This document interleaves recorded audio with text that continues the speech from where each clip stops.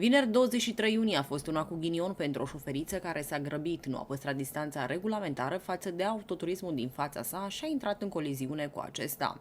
Evenimentul rutier s-a petrecut pe strada 22 decembrie 1989, în apropiere de primăria Zalău, în jurul orei 13. Din fericire nu au rezultat victime, doar pagube materiale pe care va trebui să le suporte șoferița.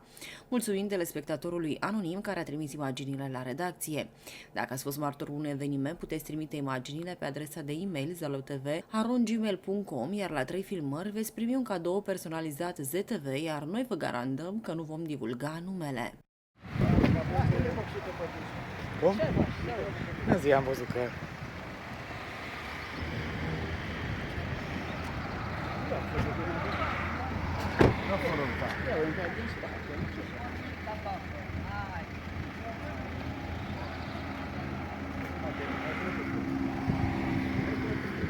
O nimic ca